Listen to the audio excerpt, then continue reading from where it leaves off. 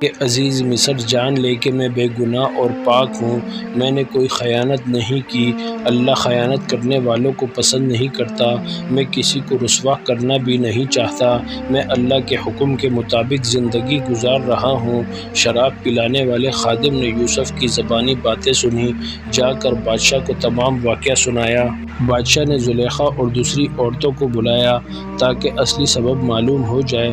زلیخا نے بادشاہ کو سچ سچ باتیں بتا دیں اور کہا کہ میں نے یوسف کو دعوت گناہ دینے کی بہت کوشش کی، مگر یوسف علیہ السلام مجھ سے بچ کر نکل گیا، مجھے یقین ہو گیا کہ وہ نیک اور پاک باز ہے۔ جب بادشاہ نے دوسری عورتوں سے انگلیوں کے کاٹنے کا سبب معلوم کیا تو عورتوں نے بتایا کہ واللہ ہم نے آج تک ایسا خوبرو نوجوان نہیں دیکھا، اسے دیکھتے ہی ہم سب کے ہوش اڑ گئے اور بے خودی میں اپنی اپنی انگلیاں کاٹ لی۔ یوسف علیہ السلام انسان نہیں فرشتہ ہیں، یوسف نیک اور بے گناہ ہیں۔ بادشاہ نے زلیخا اور دوسری عورتوں سے انگلیوں کے کاٹنے کا سبب اور سچائی معلوم کرنے کے بعد حکم دیا کہ یوسف علیہ السلام کو میرے پاس لاؤ، میں اسے اپنے خاص مصحابوں میں جگہ دوں گا، بعض کاموں میں اپنا مددگار بناؤں گا تاکہ حکومت کے کاموں میں آسانی پیدا ہو۔ یوسف علیہ السلام بادشاہ کے پاس گئے، بادشاہ نے حضرت یوسف علیہ السلام سے باتیں کہیں اور کہا کہ میں تمام واقعات سے واقف ہو چکا ہوں، میں آپ کو خاص مرتبہ دوں گا، آپ عزت والے ہیں، میں آپ کو اپنے پاس رکھوں گا، مجھے آپ پر پورا بھروسہ ہے۔ آپ نے خواب کی تعبیر بتائی کہ پہلے 7 سال میں خوب پیداوار ہوگی، بعد کے 7 سالوں میں قحط پڑے گا، میں چاہتا ہوں کہ غلے کا انتظام آپ کے ہاتھوں میں دے دوں۔ حضرت یوسف علیہ السلام نے منظور کر لیا اور کہا کہ میں اس کام کو ناجوابی انجام دوں گا تاکہ ملک میں رعایا خوش رہے اور اناج کی کمی نہ ہو۔ حضرت یوسف علیہ السلام نے خوراک کا محکمہ سنبھال لیا، 7 سال میں جو غلہ پیدا ہوا تھا اسے بچا کر رکھا، جب دوسرے 7 برسوں میں پیداوار نہ ہوئی تو رکھے ہوئے غلے کے ذخیرے سے لوگوں کو اناج فراہم کیا، ملک قحط سے بچ گیا۔ حضرت یوسف علیہ السلام نے عزیز مصر کی جگہ لے لی اور حکومت کرنے لگے۔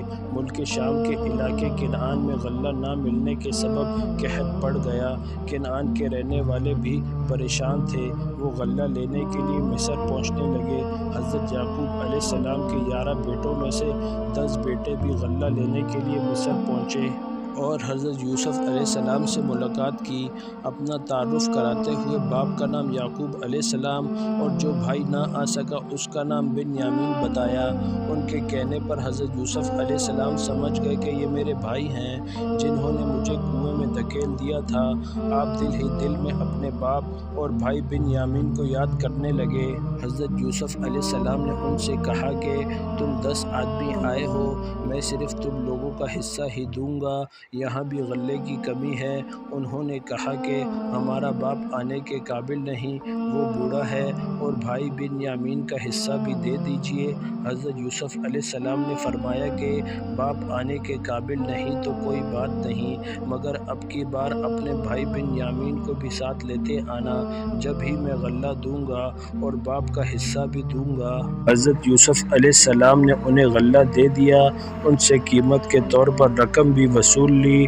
جب وہ لوگ غلہ لے جانے کے لیے ذخیرہ کرنے لگے تو حضرت یوسف علیہ السلام نے غلاموں کے ذریعے غلہ کے ذخیرے میں وہ رقم بھی رکھوا دی جو غلہ کے عوض ان سے لی تھی۔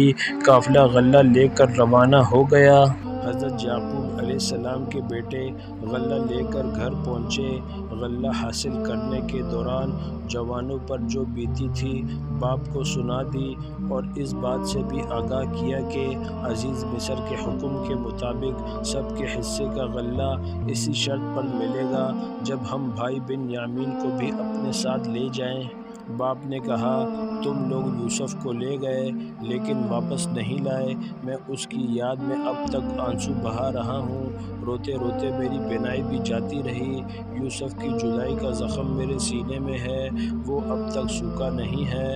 اب تم یہ کہہ رہے ہو کہ میں اپنے بیٹے بنیامین کو تمہارے ساتھ کر دوں، یہ مجھ سے نہیں ہو سکتا، اب تم پر بھروسہ نہیں کر سکتا، اصل حفاظت کرنے والا اللہ ہی ہے۔ حضرت یعقوب علیہ السلام کے بیٹوں نے لائے ہوئے غلے کا ذخیرہ کھولا تو اس میں وہ رقم بھی مل گئی جو غلہ کے عوض دی تھی۔ رقم دیکھ کر پھولے نہ سمائے۔ باپ سے کہا کہ یہ بڑی خوشی کی بات ہے کہ جو رقم خریداری میں دی تھی وہ مل گئی، غلہ تو مفت ہاتھ آیا۔ آپ بنیامین کو ہمارے ساتھ بھیج دیجیے، ہم غلہ لے کر آئیں گے، ورنہ ہمیں اناج کا ایک دانہ بھی نہیں ملے گا۔ عزیز مصر کے حکم کی تعمیل بھی ضروری ہے، ہم سب بنیامین کی حفاظت کریں گے۔ باپ نے کہا مجھے تم لوگوں پر یقین نہیں آتا، تمہارے ہی کہنے پر یوسف کو کھو چکا ہوں، اب تم لوگ بنیامین کے پیچھے پڑ گئے۔ بیٹوں نے کہا ہم یقین دلاتے ہیں کہ اپنی جان سے بھی زیادہ بنیامین کی حفاظت کریں گے۔ باپ نے ان کی باتیں سن کر کہا اگر تم لوگ قسم کھا کر کہو کہ بنیامین کو بحفاظت لاؤ گے، یہ بات اور ہے کہ تم خود مصائب میں گر جاؤ۔ بیٹوں نے قسم کھا کر کہا کہ ہم ضرور بنیامین کو ساتھ لیتے آئیں گے۔ پھر حضرت یعقوب علیہ السلام نے بیٹوں سے کہا جو کچھ کرتا ہے اللہ ہی کرتا ہے، میں اسی پر بھروسہ کرتا ہوں، مجھ میں کوئی طاقت نہیں۔ انہوں نے بیٹوں کو نصیحت کی کہ تم سب ایک ہی دروازے سے داخل مت ہونا بلکہ علیحدہ علیحدہ دروازوں سے جانا، صرف اللہ ہی پر بھروسہ رکھنا۔ سب نے باپ کے حکم کی تعمیل کی۔